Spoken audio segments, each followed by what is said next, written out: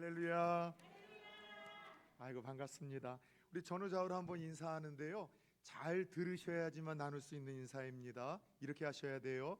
이쁜 게 죄라면 당신은 무기징역가입니다. 시작. 아멘. 아이고 그렇죠. 하나님 보실 때 이 지구상 이 공동체 중에 오늘 복주마 약속하신 날 또 이른 시간 예배 다 드리시고 또 아마 식사들 하시고 또 각자 자리에서 섬기시다가 오늘 재직 세미나라는 이름으로 오후 예배까지 달려오신 여러분들, 하나님 보실 때 얼마나 예쁘고 사랑스러우시겠어요. 그런 의미에서 오늘 재직 세미나로 함께 모이신 우리 재직분들과 또 그 외에 우리 성도님들, 오늘 이 시간 참석하지 못하신 분들은 죽었다 깨어나도 경험할 수 없는 구별된 은혜와 복이 주어질 수 있기를 예수 그리스도의 이름으로 축원합니다. 아멘 하신 분들에겐 더 큰 은혜가 있기를 축원합니다. 중간에 끼어든 분들에게도요. 오늘 먼저 이렇게 귀한 옥토교회 성도님들과 말씀으로 교제할 수 있도록 우리 이청남 또 담임 목사님 또 귀한 시간 허락해 주셨고, 우리 또 당회 장로님들 또 이렇게 귀한 시간을 허락해 주셔서 다시 한번 감사를 드립니다. 오늘 이렇게 헌신 예배를 참 여러 곳을 인도해 봤지만 당회원들 우리 목사님과 장로님이 나오셔서 이렇게 특송을 하는 경우는 제가 한 번도 보질 못한 것 같습니다.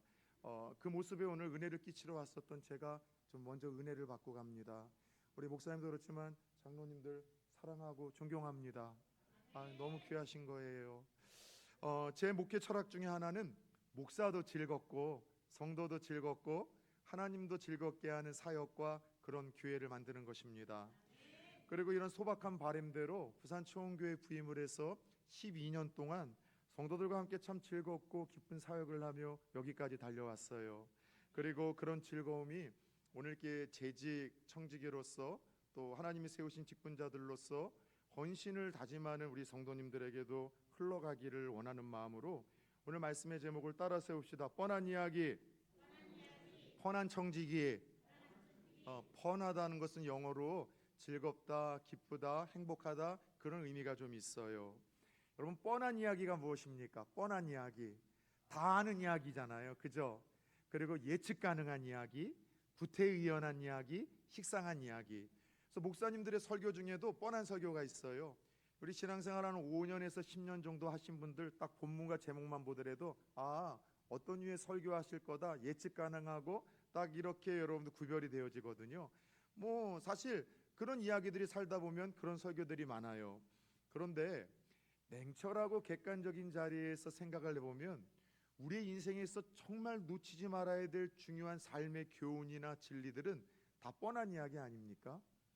어려서부터 하도 많이 들어서 아주 익숙한 이야기, 구태의연한 이야기, 식상한 이야기가 여러분도 우리의 삶에 있어서 정말 중요한 이야기들이라는 것이죠. 그런 의미에서 저는 정말 우리 재직분들이 즐겁고 기쁘고 행복한 재직들이 되기를 축복하는 마음으로 오늘 좀 대놓고 뻔한 설교, 뻔한 이야기를 하다가 돌아가고 싶습니다. 우리 이 목사님이 전화 주셔서 어떤 교회인가 관심을 갖고 말씀도 들어봤는데 참 우리 마지막 때 우리 교회의 이 축복은 좋은 목회자를 만나는 건데 하나님 또 좋은 분을 보내주신 것 같아요. 그래서 목사님 말씀을 들어보니 성경 한 절 한 절을 풀으면서 그 말씀대로 우리 성도님들에게 알려주시는 모습을 보면서 저도 좀 기독량을 하면서 은혜를 받았습니다. 그래서 오늘 이 재직 세미나로 초빙을 좀 받으면서 저도 평상시에는 설교 이렇게 할 때 말씀 한 절 한 절을 풀면서 강해 설교 위주로 나아가는데 그렇게 해서는 아무런 감흥과 도전을 우리 목사님에 비해서 주고 갈 수 없다라는 그런 소심한 마음이 들어서 오늘 좀 대놓고 주제 설교로 좀 뻔한 이야기, 뻔한 설교를 하며 하나님 주신 도전과 은혜를 받았으면 좋겠어요. 오늘 재직 세미나를 통해서 제가 먼저 강조하고 싶은 것은 재직이라는 이 정의입니다. 여러분, 재직이라는 것이 무엇입니까? 제가 우리 대한예수교 장로회 우리 합동측 총회에서 발행된 헌법을 보니까 재직을 이렇게 정의를 합니다. 여러 교회 내의 직책, 교회 내의 목사, 장로, 권사, 집사 등 교회 항종직과 임신직 우리 직원 전체를 통틀어 일컫는 말이 재직이라는 이 단어와 용어입니다. 그런데 저는 좀 재직을 오늘 이렇게 새롭게 정의를 하고 싶어요. 첫 번째는 교회에서 따라 세웁시다. 남들보다 딱 한 발 앞서는 사람. 재직이라는 것은 직분자이고 일꾼이고 리더 아니겠습니까?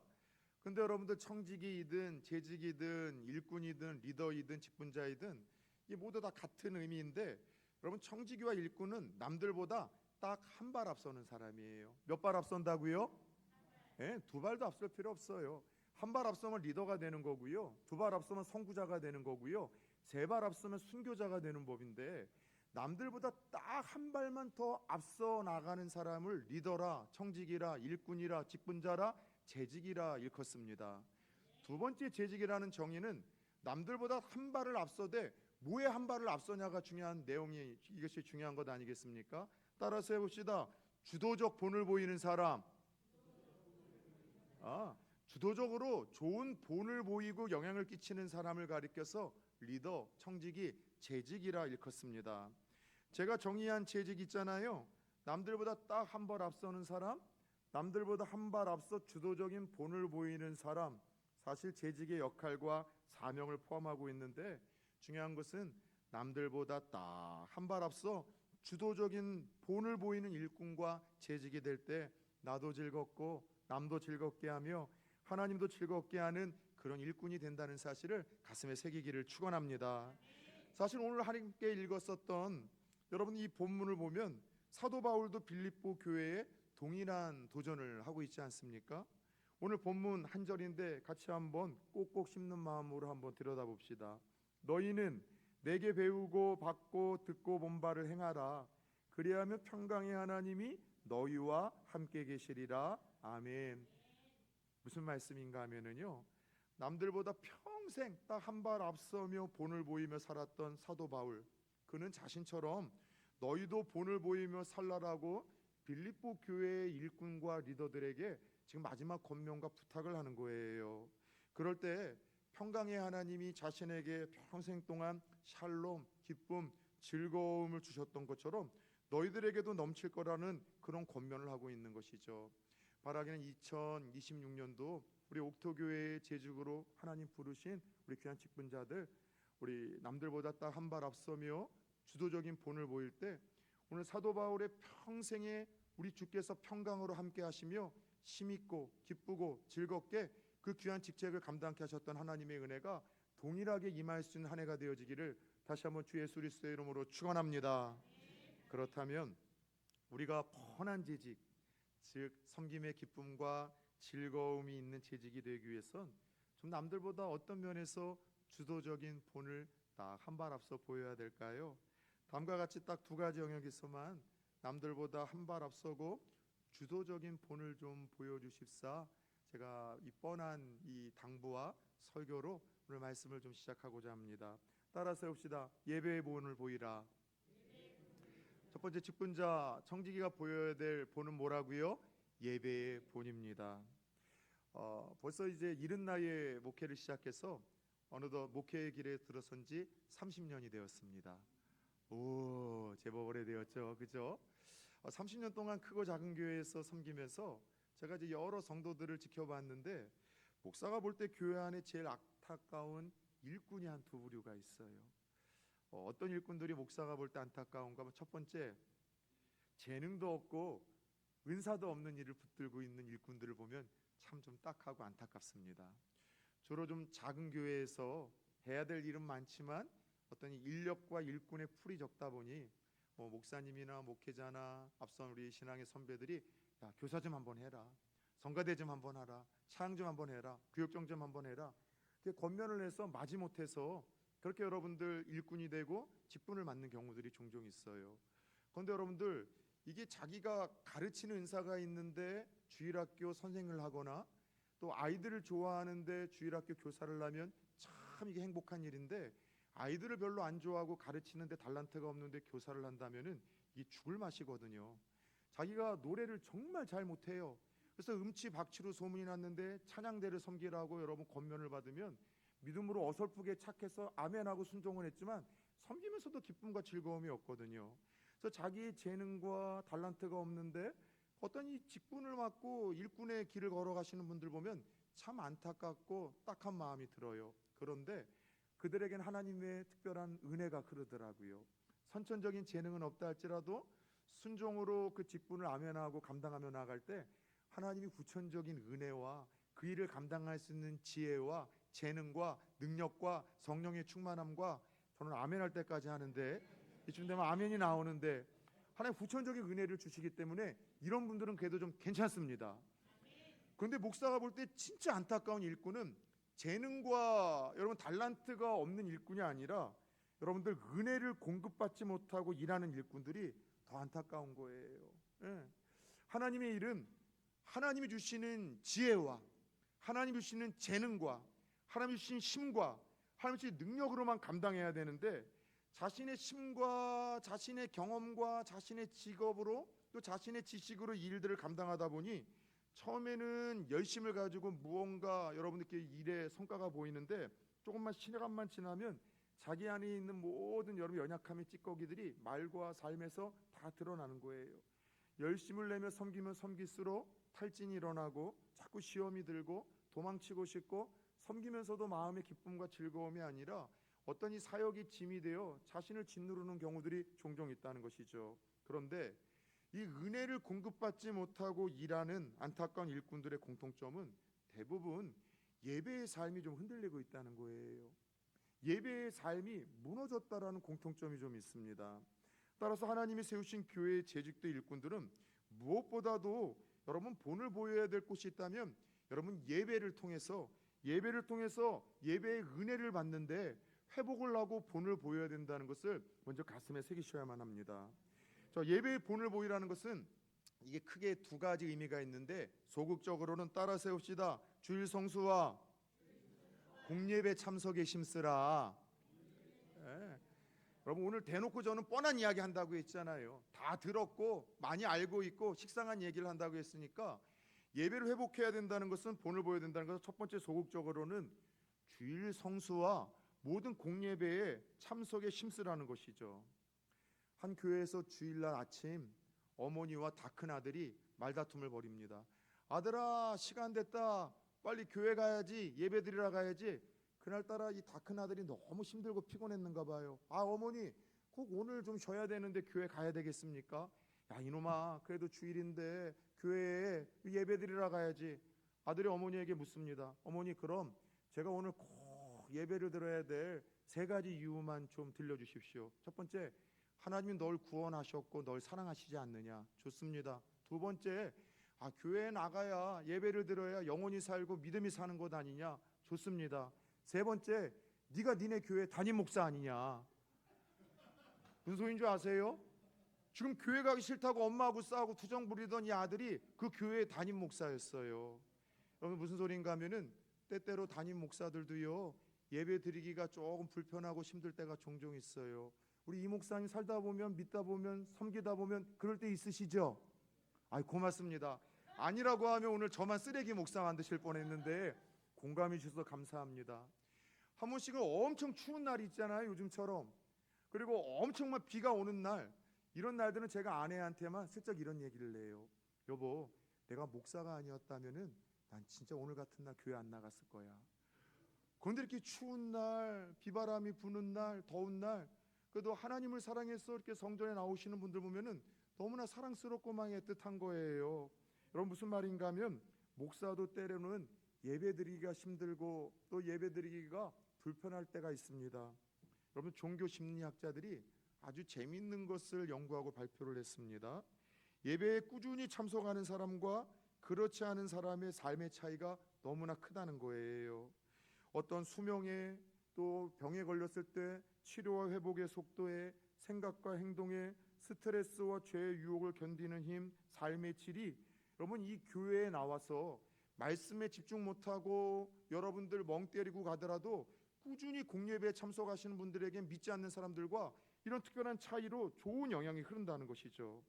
그런데 믿는다고 이야기를 하지만 한두 달만 예배드리지 않으면 믿지 않는 사람들이 가지고 있는 생각, 그들의 가치관, 그들의 삶, 죄의 유혹에 여러분 여지없이 넘어지는 그런 연약함을 보인다고 합니다.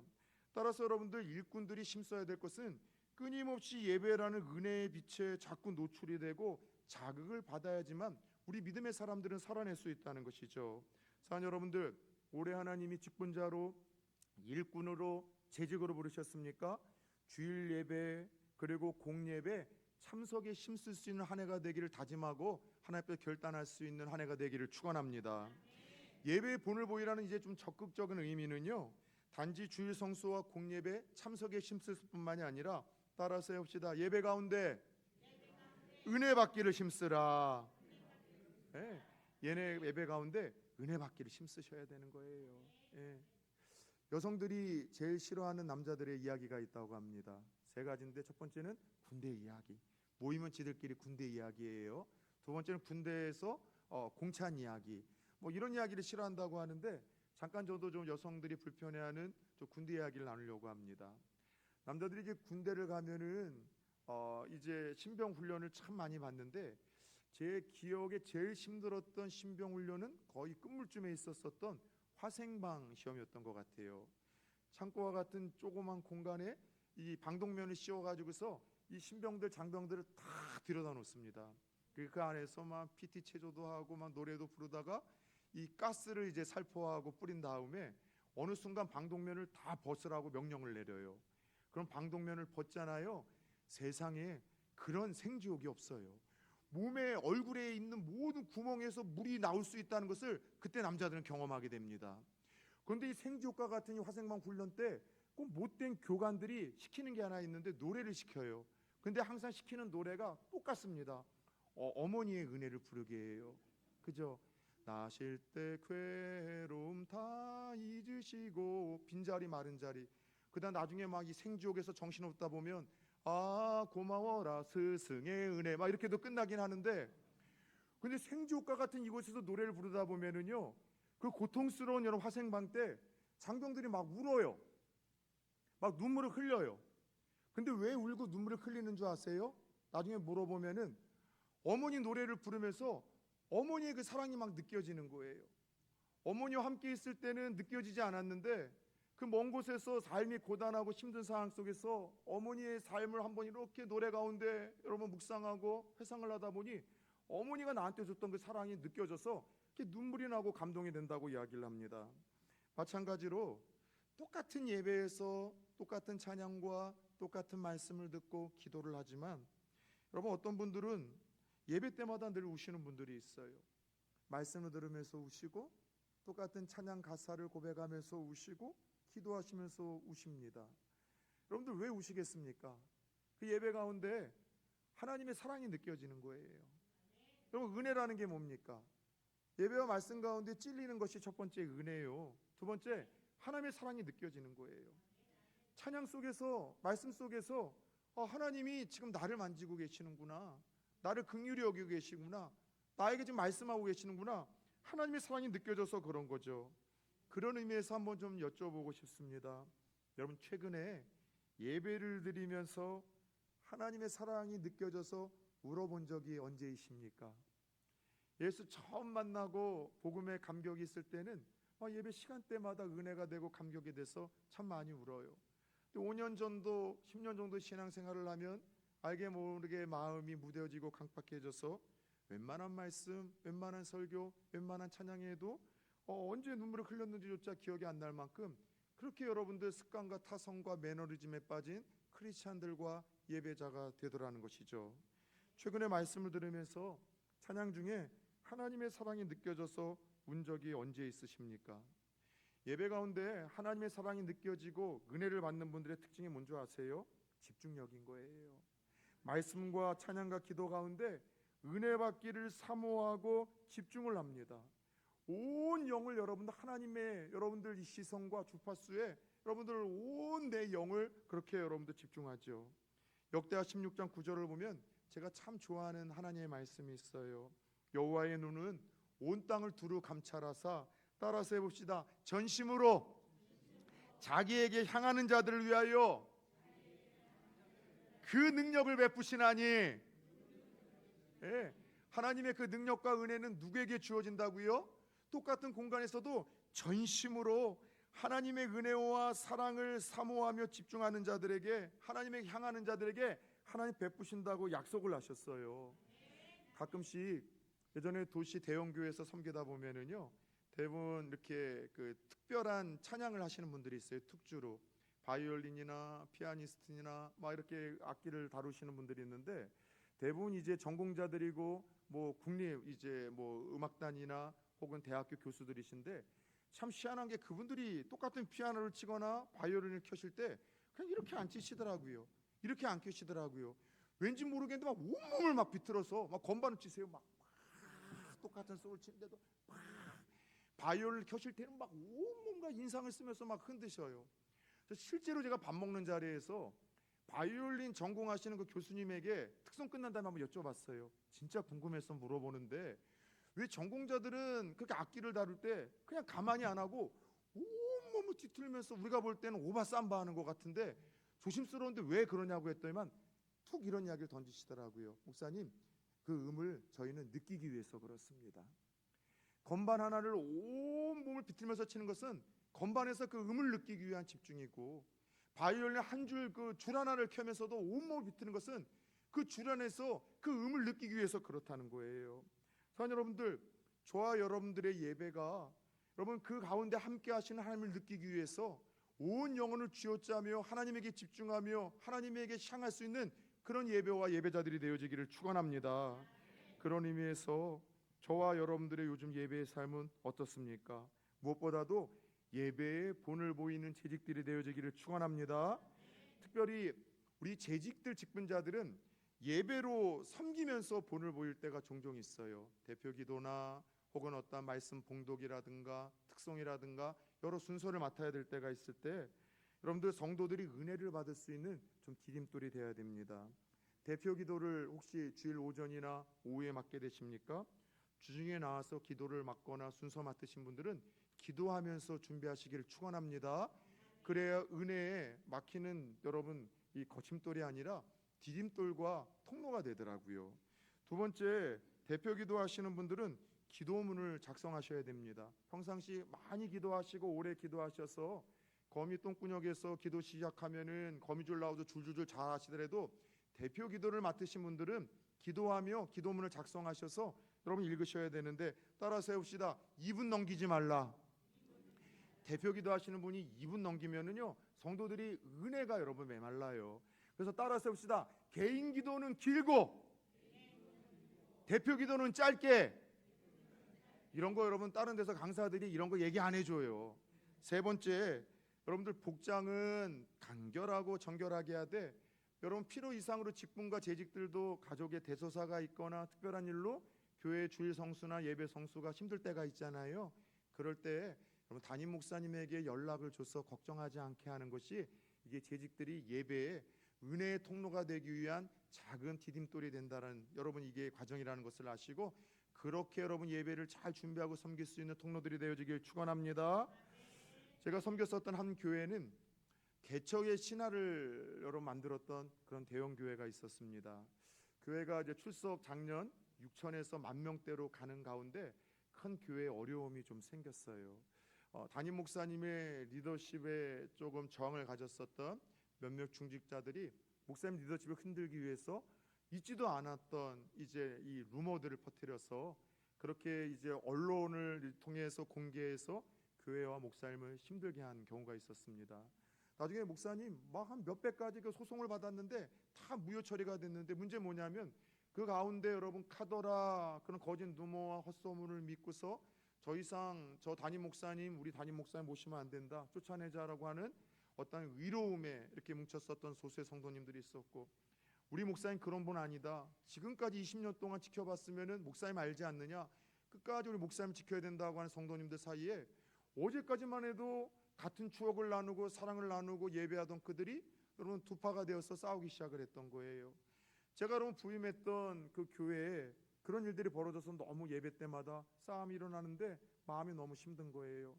첫날 부임을 해서 제가 예배를 인도하러 갔는데 목사님을 쫓아내자고 하셨던 분들이 강단을 차지해서 목사님 나오자마자 강단에서 끌어내리고 설교를 못하도록 막 막았어요. 그래도 성도님들이 너무나 안타까워하셔서 목사님 다른 곳에서 무선 마이크로 설교를 했는데 그거 듣기 싫다고 막 방송실을 장악하고 막 마이크를 뜯고 막 스피커를 뜯는 일들이 세상 교회 안에서 건강하게 아름답게 은혜롭게 성장하던 교회 안에서 오늘 갑자기 일어나기 시작을 했던 거죠. 그런 가운데 제가 했던 일이 뭐냐면 덩치가 크다는 이유 하나만으로 방송반에 와서 이 모든 것들을 저지하려고 하시는 분들을 혼자 제가 막는 역할을 했거든요. 그런데 알다시피 제가 조금 한 15kg 정도를 뺐는데 대단하죠. 여러분 이 인상에 덩치가 컸었으니 웬만하게 여러분들 저를 누가 여러분들 제킬 수가 있겠습니까? 또 심으로 하다가 안 되던 어떤 한 권사님이 저에게 표독스럽게 이렇게 아픈 말을 남기더라고요. 너 최근에 부임한 목사지 너같이 썩어 빠진 목사가 이런 데 오는 거야. 너 앞으로 목회하려면 다른 데로 꺼져. 처음 부임한 교회에서 그 교회에서 여러분 평생 섬기셨던 권사님에게 들었던 축복의 말씀이 너같이 썩어 빠진 목사가 이런 데 오는 거야. 너 앞으로 목회하려면 다른 데로 꺼지라는 이 말을 들었는데 너무너무 마음이 아팠던 거예요. 그리고 저는 그날 깜짝 놀랐어요. 왜냐하면 저는 제가 썩어 빠진 목사라는 걸 알았거든요. 근데 아무도 모를 줄 알았는데 그동안 연기를 해서 영빨 좋았던 그 권사님이 알아봤던 거죠. 그리고 몇 주 동안 예배가 눈물바다가 됐던 거예요. 찬양하시는 분들도 울면서 찬양하시고 목사님을 반대하시는 분들도 찬양할 때는 우시고 목사님을 다시 복귀하려고 하시는 분들도 우시고 온 교회가 눈물바다가 됐던 거죠. 그런데 교회의 주인은 역시 예수 그리스도이시더라고요.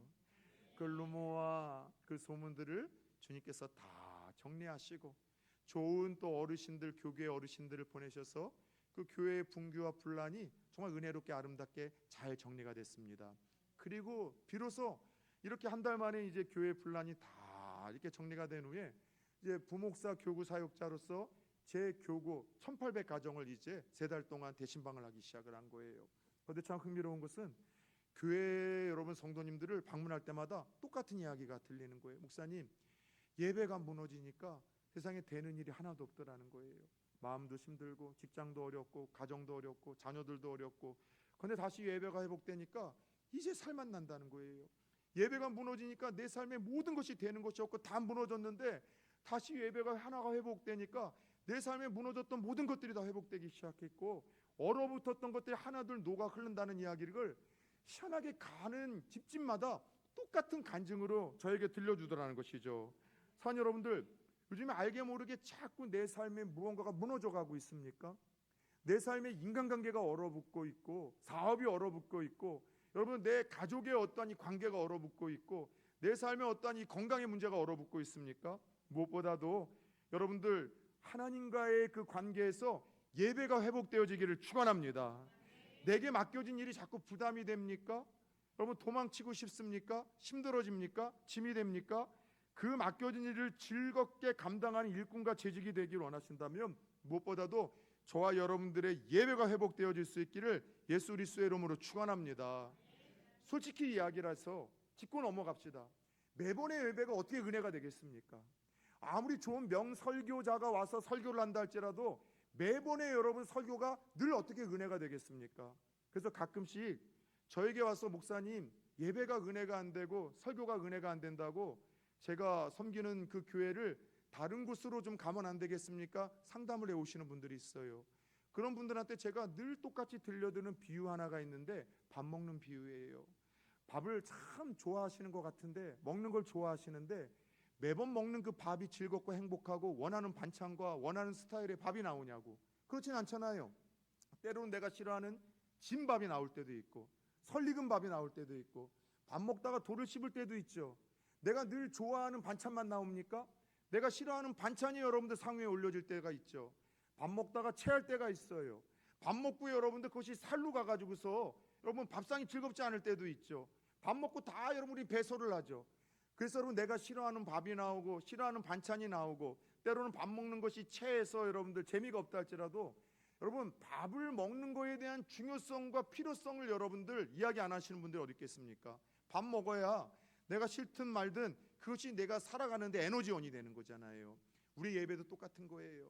매번의 예배가 늘 은혜가 될 수는 없고 매번의 말씀이 늘 은혜가 될 수는 없지만 그러나 그 예배가 내 영혼을 살리고 내 믿음을 지키고 내 삶을 축복한다는 사실하에 우리가 여러분 공예배 참석에 힘쓰고 참석한 그 예배에서 우리 야복강가에서 썼던 야곱의 영성으로 하나님 은혜가 아니면 죽음을 달라는 마음으로 그렇게 나아갈 때 하나님은 그 순간순간 예배와 말씀을 통해서 저와 여러분들이 믿음으로 살아내고 주어진 사역을 감당할 수 있는 힘과 은혜와 능력을 주신다는 사실을 깨닫기를 축원합니다.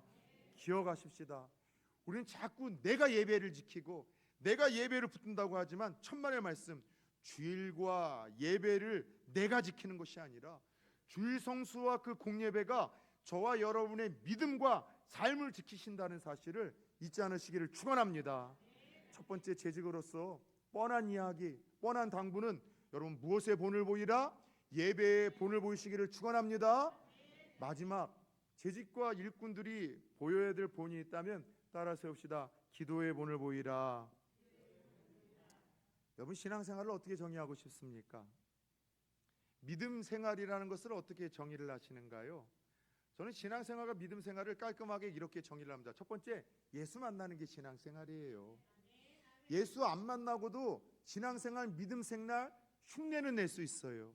그런데 참 희한한 게 예수를 인격적으로 나의 하나님, 나의 구원자로 만남 없이 신앙생활이 시작되면은 시간이 지나면서 기도도 잘할 수 있고 섬기는 것도 가능하지만 찬양도 잘 따라 부르지만 예수 만나지 않으면 신앙생활이 아니라 종교생활이 자꾸 여러분 시작이 되더라고요. 그래서 여러분들 가면 쓰는 거에 조금씩 익숙해지는 거예요.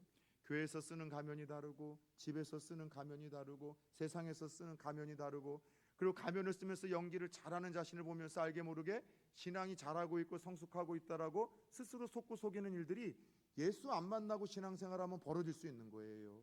신앙생활은 예수 그리스도를 나의 하나님 나의 구원으로 자로 만남에서 시작된다는 사실을 깨닫기를 축원합니다. 따라서 우리 가운데 만에 하나 예수 그리스도를 내 인격적으로 만난 확신과 경험이 없으신 분들이 있다면 너무 좋으신 목사님 찾아가셔서 상담하시고 예수 그리스도를 나의 하나님 나의 구원자로 고백하시고 시인하시고 영접하시어 예수 만나며 종교생활이 아니라 신앙생활을 시작할 수 있는 재직들 되기를 축원합니다. 두 번째 신앙생활과 믿음생활이 뭐예요? 예수 만나는 거요. 더 나아가 따라서 봅시다. 예수 흉내내는 것. 신앙생활은 예수님 흉내내는 거예요. 예수님처럼 표정 짓고. 그래서 여러분 교회에서 지옥에서 출장 나온 듯한 인상 쓰고 있는 분들 그 안에 예수가 있는가 저는 정말 묻고 싶어요. 어떻게 그럴 수가 있지?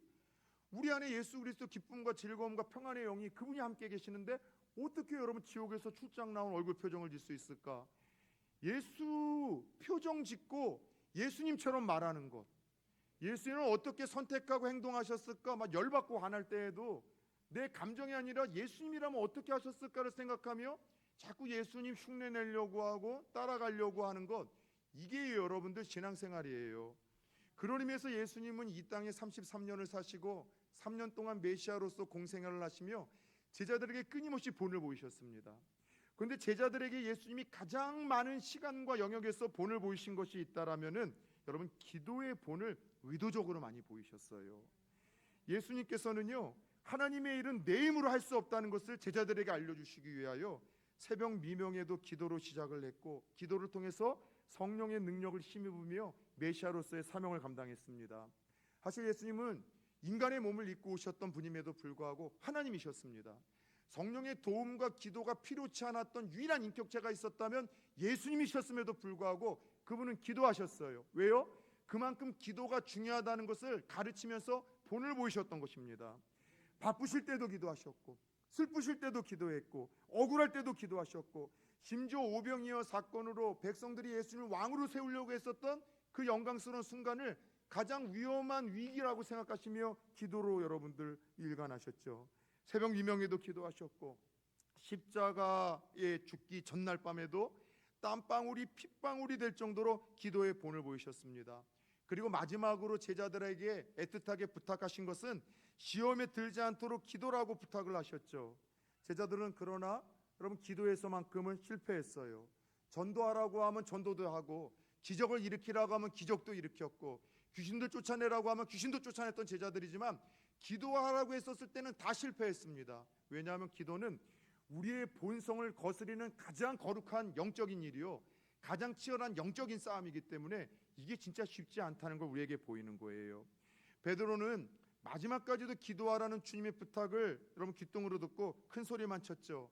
그러나 기도하지 않고 큰 소리만 치고 말 많이 하던 여러분 이 베드로의 모습이, 그의 기도의 실패가 예수님을 부인하고 저주하는 상황까지도 만들었던 것 아닙니까? 가장 많은 본을 보이시고 죽을 때까지 가장 많은 부탁을 하셨던 것이 기도였었지만, 베드로와 제자들의 이 실패를 통한 교훈이 뭐냐? 따라 세웁시다. 큰 소리 치지 말고 기도 많이 해라. 한 번만 더 따라 세볼까? 말 많이 하지 말고 기도 많이 하라.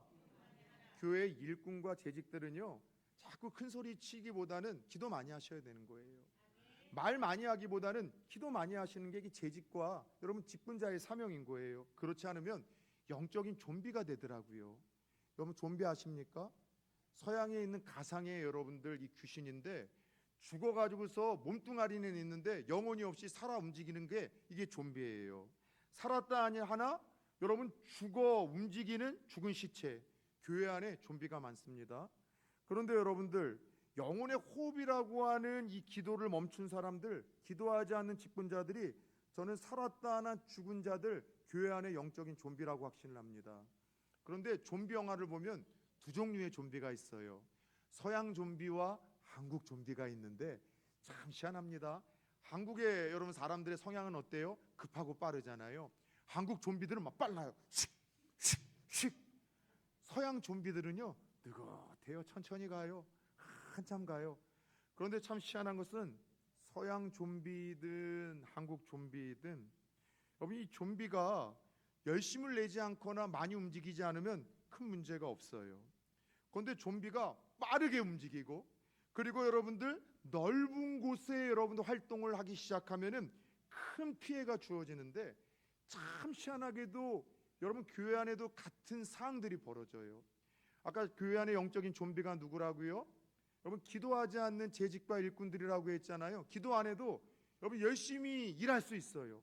교회에서 많은 일들을 감당할 수 있어요. 근데 기도하지 않고 열심히 일하고 많은 일 감당하고 영향력을 크면 클수록 여러분 나중에는요 더 많은 피해를 주는 장본인이 되어 영적인 좀비로 그렇게 여러분 악용되어질 때가 있어요.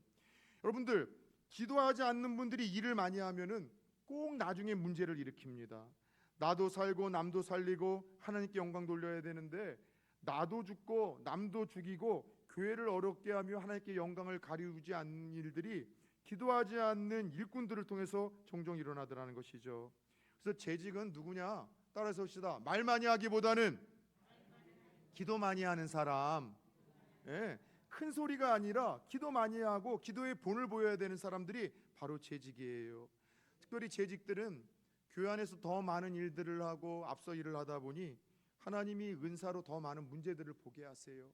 담임 목사님의 약점이 때로 보일 때도 있고, 또 장로님들의 약점이 보일 때도 있고, 권사님, 집사님도 교회 안에 약점과 문제점들이 보일 때가 있어요. 약점과 문제가 보일 때는 기도해야 될 사람이 너라라고 하나님께서 믿고서 그걸 보이시는데, 기도하지 않고 자꾸 여러분 원망하고 불평하고 비난하고 정죄해요. 그런데 다 그들이 교회를 싫어하거나 장로님이나 목사님 싫어서가 아니라 다 사랑하는 마음 때문에 투덜투덜 되는 거고, 사랑하는 말 때문에 이런 얘기 저런 얘기 잘하는 거거든요. 근데 제가 30년 목회를 하면서 깨달은 것이 두 개 있어요. 뭘 깨달았느냐? 첫 번째, 여러분 사람은요 옳은 소리 절대 안 들어요. 옳은 소리를 듣는 게 아니라 자기가 좋아하는 사람의 이야기를 듣습니다. 그래서 혹시 선생님들이나 가르치는 분들이 있으면 옳은 소리 많이 하기보다는 끊임없이 신뢰와 사랑을 주므로 상대가 나를, 아이들이 좋아하게끔 만들어야 돼요. 그럴 때 내가 주는 책망과 권면까지도 달게 듣더라고요. 사람은 싫은 소리, 옳은 소리의 문제가 아니라 좋아하는 사람의 이야기를 듣는다는 걸 깨달았고, 두 번째, 여러분 사람은요 옳은 소리, 바른 소리, 심지어 성경이 묻은 소리로도 변화가 안 되는 것이 사람이에요. 여러분 아이들, 부모들이 얼마나 여러분 바른 소리를 많이 합니까? 그 아이들이 바뀝니까? 안 바뀌어요. 엄마 아빠가 주는 얘기는 다 옳은 소리, 다 바른 소리, 사랑의 말이지만 안 바뀌어요. 그 남편들이, 아내가 얼마나 옳은 소리를 많이 합니까? 남편이 바뀌어요, 안 바뀌어요? 안 바뀌어요. 그런데 제가 20년 동안 아이들을 가르치면서 청소년 청년들을 가르치면서 깨달은 게 뭐냐면 옳은 소리 바른 소리 성경적인 소리도 안 바뀌는 그 아이들이 칭찬해주고 인정해주고 격려해주면 바뀌더라는 거예요. 9가지 못했는데 하나 그거 내가 이렇게 잘한다고 인정해 주잖아요. 이게 피그말리온 효과가 작동을 해서 그래? 그 기대에 부응하는 사람이 되려고 더 열심을 내는 거예요. 더 최선을 다하는 거예요. 그래서 아이들 최고로 여러분들 잘 교육하는 부모는 10개 못하는 거 자꾸 잘하라고 지적하는 것이 아니라 어떠다가 잘한 일 그거 참 좋더라 잘하더라 멋지더라 하면은 아이들이 꼭 피어나는 거예요. 남편들한테 10가지 잔소리하기보다는 하나 잘한다고 하잖아요. 여러분 남편들이 꼭 피어나는 거예요. 아내들이 꼭 피어나는 거예요. 마찬가지로 교회에서도 목사님이 잘하는 모습도 있지만 사랑하다 보니 좀 아쉬운 부분이 있고 당회 장로님들이 또 잘하시는 부분도 있지만은 교회를 사랑하고 장로님들을 사랑하다 보니 아쉬운 마음이 있을 때 그분들을 향하여 그것을 막 지적질하시거나 더 나아가 비난하는 것이 아니라 따라서 봅시다. 기도하며 칭찬하고 격려해라. 그러면 여러분이 마음에 있는 그 선한 기대대로 그분들이 더 아름답게 꽃 피어나더라는 것이죠. 제가 부산에 정말 왕성한 활동을 펼치고 있는 신천지 중에 야고보 지파에서 28년을 사역하고 지금까지 전직 전도사로 있는 한 분과 제가 깊은 대화를 나눈 적이 있습니다. 교회를 찾아왔길래 잘됐다 싶어서 들어오라 해가지고서 제가 차를 대접해드리면서 이런저런 얘기를 다 나눴어요. 제가 여러 이야기를 나눴는데 그중에 들었던 얘기 중에 하나가 신천지들이 좀 불편해하는 교회가 하나 있대요. 어떤 교회를 불편해할까요? 기도 많이 하는 교회? 성경 말씀 많이 가르치는 교회? 우리 그런 교회를 신천지들이 불편해할 것 같잖아요. 천만의 말씀. 성도들이 담임 목사님을 너무 좋아하는 교회가 깊이 1순위래요. 담임 목사님을 너무 사랑하고 너무 좋아하는 그 교회는 신천지들이 가도 활동을 해도 힘을 못 발휘한다는 거예요.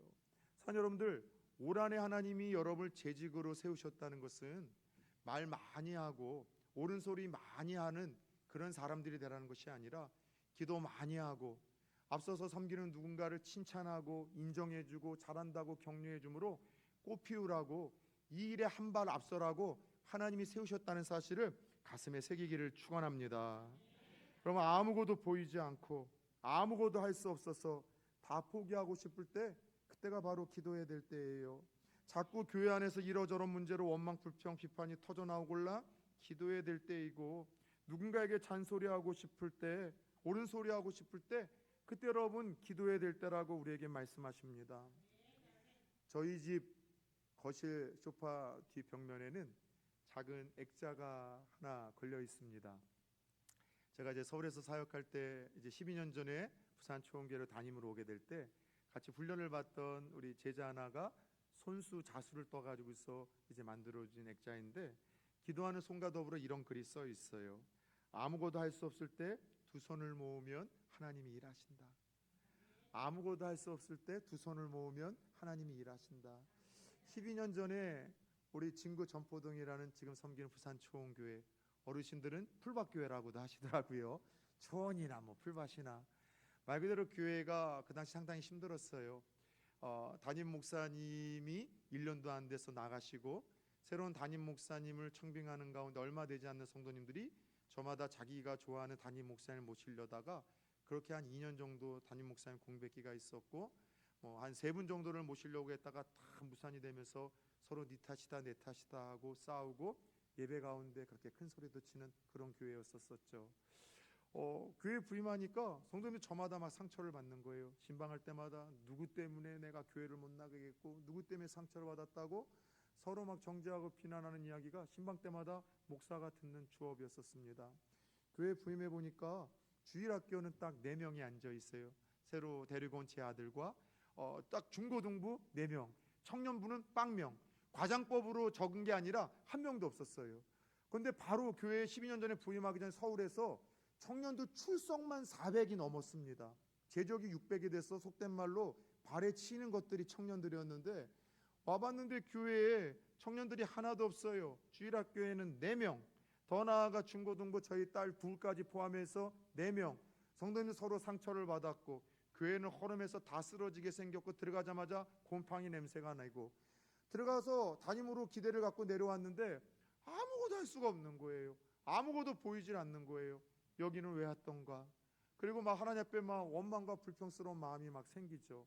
그럴 때 어느 날 낙심하고 절망해서 제 사택에 털썩 소파에 앉았는데 안 보였었던 그 액자가 보이는 거예요. 아무것도 할 수 없을 때 두 손을 모으면 기도하면 하나님이 일하신다.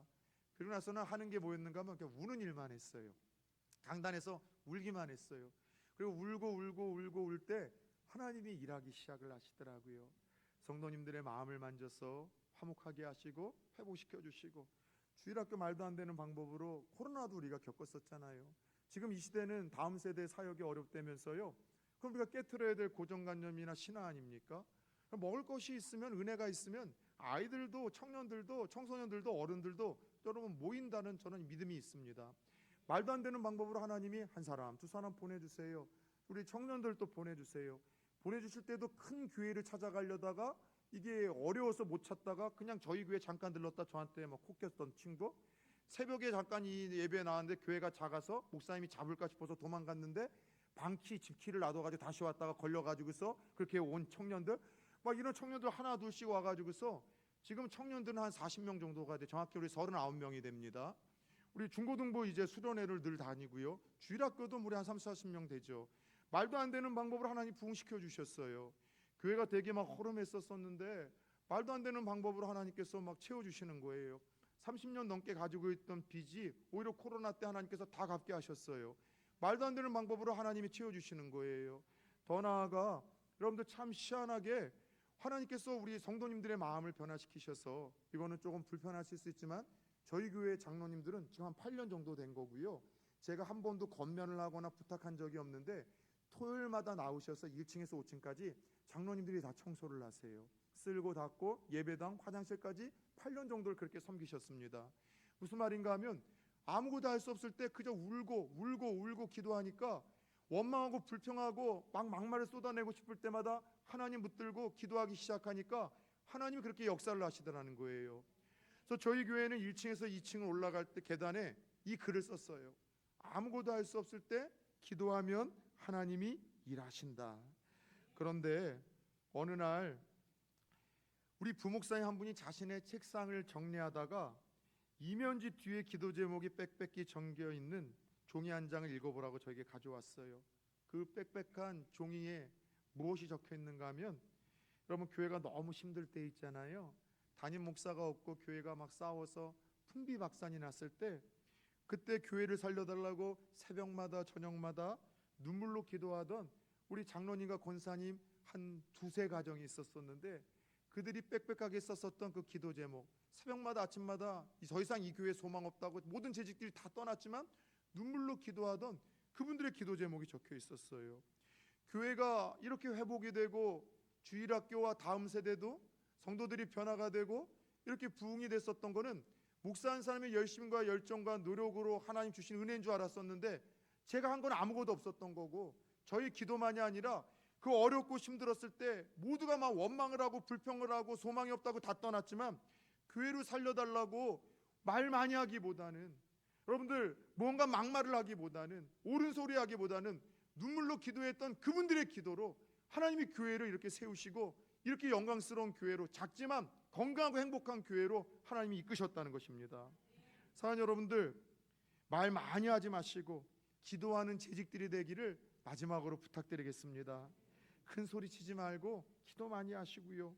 교회를 위해서, 우리 담임 목사님을 위해서, 당회를 위해서, 다음 세대와 여러분 자신을 위해서 무릎 꿇으세요. 특별히 여러분들 재직들에게 부탁드립니다. 담임 목사님 서운하게 하면 안 돼요.